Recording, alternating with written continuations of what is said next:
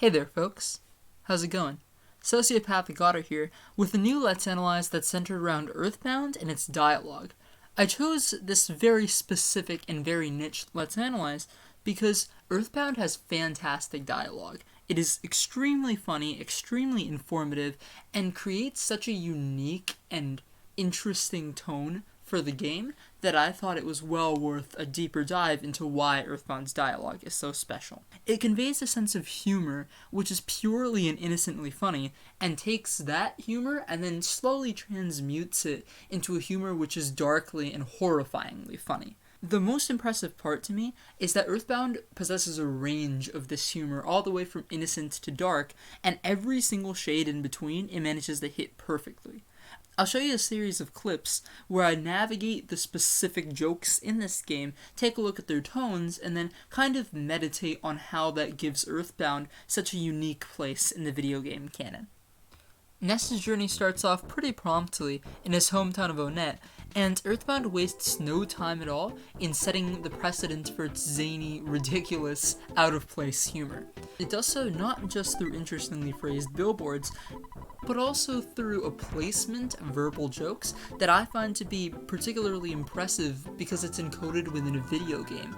This particular joke sets up Ness with a question in a text box. It says, XXX today, a Beatles song, and then it gives the player a yes-no choice. The first time I encountered this particular narration, I actually laughed my head off.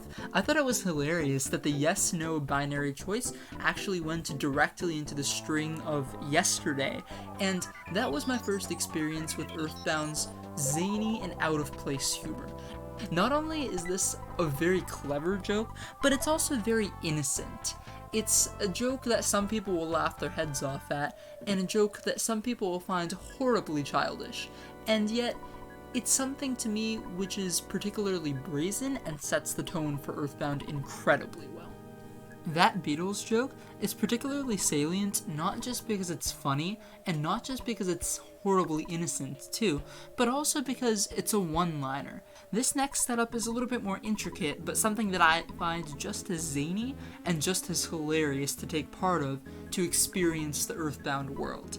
In this scene, Ness is crashing a cult which wants to paint the town blue and bring happiness to everybody. So as Ness walks through this crowd here, people say blue, blue, and then give him interesting responses. One person says, blue, blue, I'll crush you. One person says blue, blue, and acts belligerent. And one final person says green, green. Oops, I'm still new at this. And that joke really cracked me up because of the pure zaniness of it.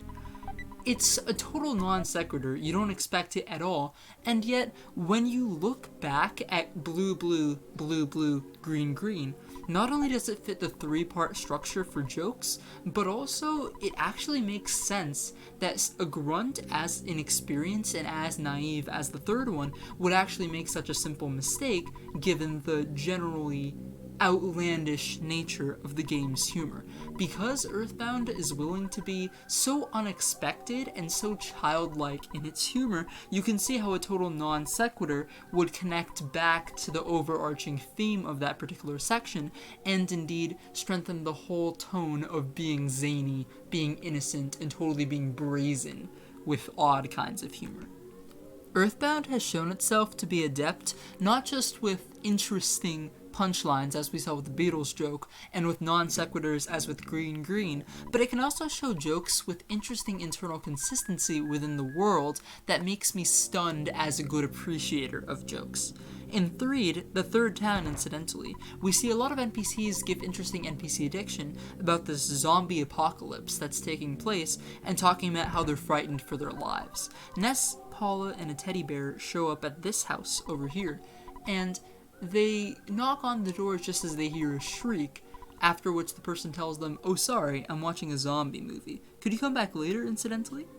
This joke has an internal consistency because it makes sense in the context of the world, even though the previous NPC addiction hadn't quite led the player into thinking that this, a movie, was the correct interpretation. As we've seen, EarthBound is a master at using childlike, glib, and generally carefree humor to get its points across. However, as Ness's adventure continues, and as he continues to see the horrifying and perhaps absurd world around him, the humor shifts from just being carefree and just being innocent to also having a somewhat mature flavor and a deeper subtext to the jokes. In this case, we've got the same town as before in Threed, except Ness and company are now talking to zombies instead of people. And these subjects are perhaps a little more weighty than the previous jokes about the Beatles and zombie movies, which children are more apt to appreciate. And then, as we walk through this tent, we can see how the monsters have more mature flavors to their jokes, as they talk about death and life, and the struggle and strife in having been defeated in a battle. They talk to this one guy who says, "Zombie paper really works, so I hope somebody comes up with pretty girl paper." This text is interesting to me because it's funny in the sense that the joke works, but there's also a more pathetic aspect to the joke in the sense that it's made in poor taste. It doesn't really reflect the wholesome vibe of the previous jokes, and the guy even says, "Oops, that wasn't a nice thing to say," almost as though the developers are aware consciously of this shift towards a more mature humor and have started to lay the trail of breadcrumbs for the player to follow. EarthBound manages this tricky transition between childlike and blissful humor and perhaps a more mature, subtle, and weighty style in a way that blends the two almost and can make it difficult to discern where the darkness of one begins and where the light of the other ends. There's a man here in Happy Happy Village, this is where the blue cultists were earlier, who says, "My wife has run away for a second time," and then blissfully adds, "I'm such a lucky man." It fits the joke structure in the sense that the player isn't expecting the punchline, but it makes sense after the fact. And yet, the reason why this quote has such significance for me is that it marks the first time that EarthBound gets more subtle and perhaps more adult with its humor. It manages to convey the same zany style, but the substance of the joke is perhaps a bit more uncomfortable and perhaps a bit more nuanced than the previous puns have been. It really strikes me just how effective EarthBound is at taking the mature adult subtext of its jokes and actually presenting them in a light, frothy way, in a way such that they're actually blended together not just in a joke's content, as we saw earlier, but also perhaps in the way that certain dialogue is presented or certain NPCs are presented in an almost panoramic way. I know that sounds a little abstract, so to make it a little more concrete, I'd like to refer to this particular set of events.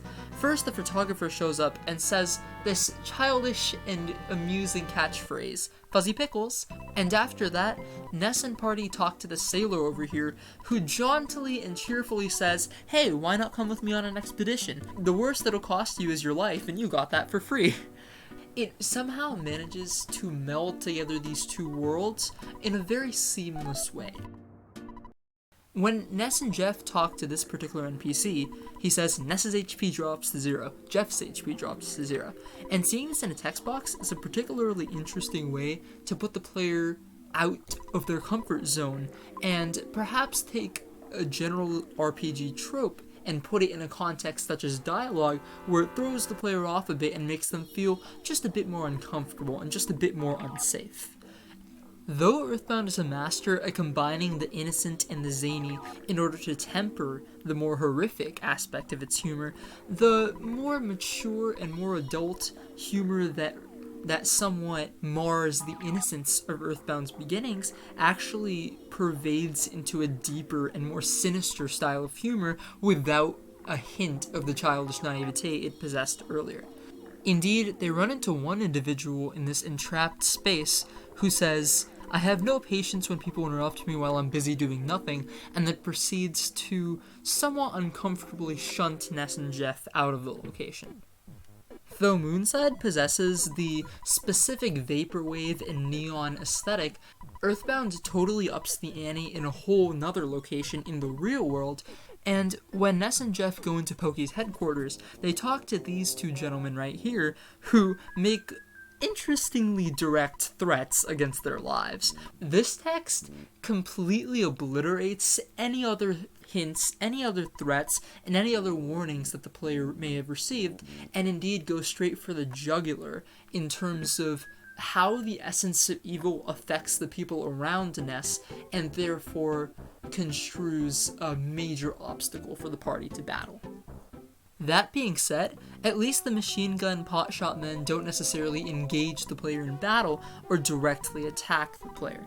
That's more than can be said for the police force of Onet, which doesn't necessarily lay claim to being the most gentle of police forces.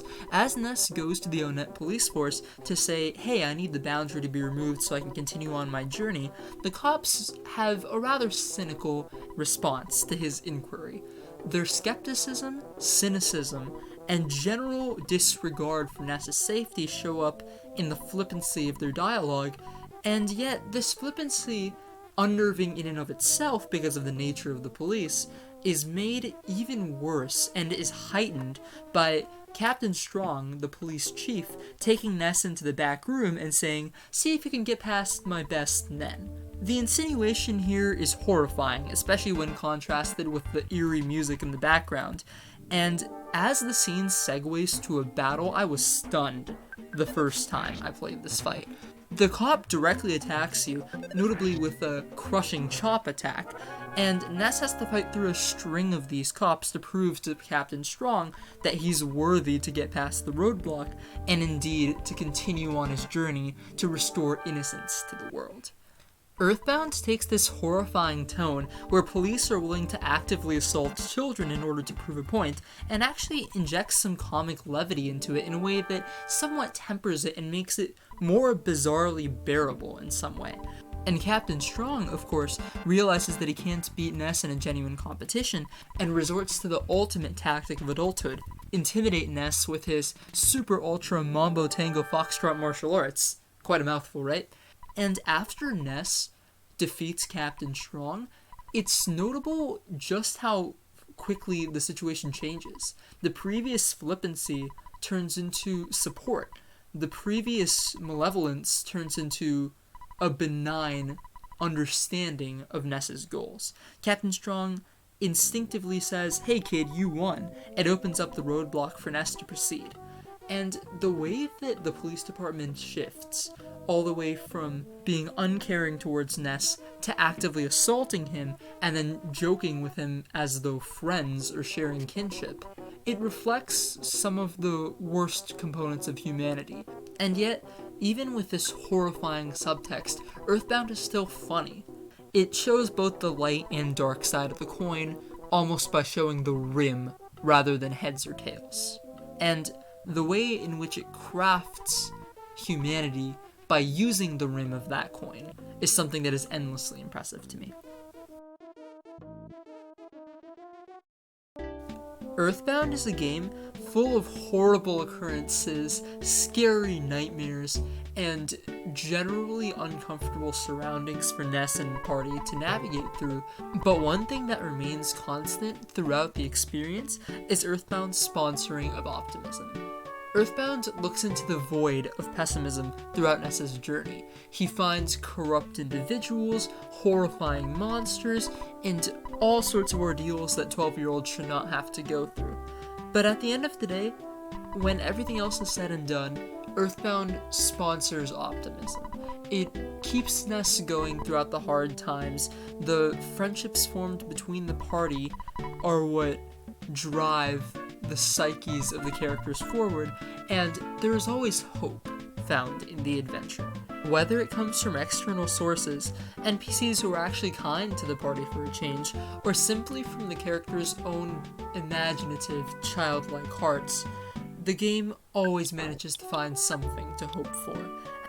In Ness, Paula, and Jeff's case, their hope stems not just from their beautiful ability to combat the unknown, but also from powerful parental sources that provide them support and allow them to face their challenges. It's incredibly touching to me to see the fact that Ness can call his mom anytime he wants, and allow himself to become imbued with hope and idealism yet again, so that he can continue on his perilous journey. Although Ness's mother is a bit more direct with her love for her son, the other party members do see their parents love and care for them in such a way that they develop their own senses of optimism. Jeff, the reclusive and introverted genius who's part of Ness's team, sees this when he and the party go to Winters to confront Dr. Antonauts, Jeff's dad, who's equally introverted, equally reclusive, and equally brilliant. As the party meets Dr. Antonauts, they not only receive tools and provisions, but they also realize that there's an emotional side behind the automaton. And as he asks Ness to take care of Jeff, and says that essentially Jeff is a good kid, we see that there is some care and some love behind the scientific endeavors that Antonauts puts up as a barrier. The use of dialogue here is incredibly sparse, just like with Ness's mom. We don't see any serious professions of affection, but we do see that subtle kernel of love, which allows Jeff to continue on his journey with hope, and as he realizes that his father really does love him, he becomes the best version of himself to help out Ness and try and save the world. The final party member who receives this beautiful affection from their parents is Paula. Paula is a girl with magical powers who accompanies Ness at the very start of his journey, and is kind of his first and best friend.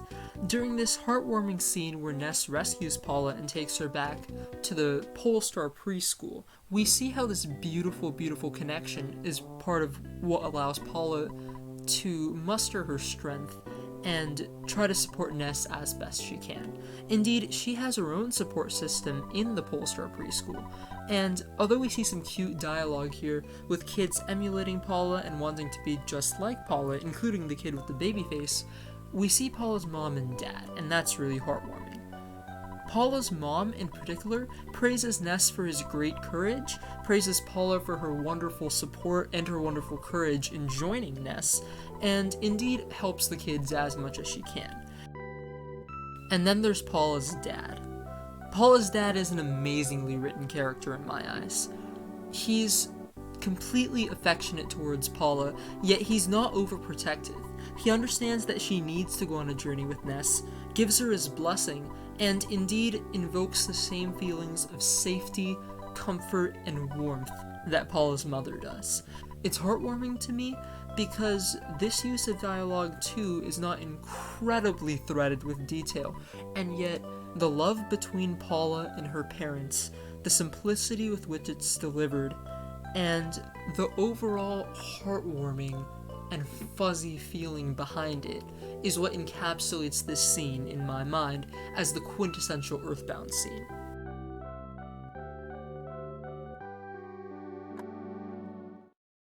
EarthBound has some pretty funny things, some pretty adult things, and some pretty scary things, but at the end of the day, it's a game about hope and optimism. And the way in which it transmits that message is not just through gameplay.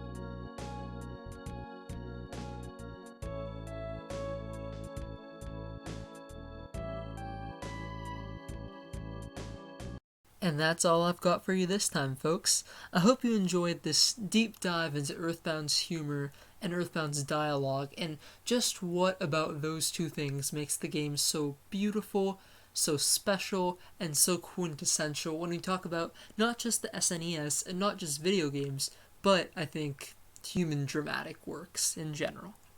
There are going to be many difficult times ahead, but you have to keep your sense of humor, work through the tough situations, and enjoy yourself. I learned that from a pretty wise source recently. That's all I've got for you guys. Peace.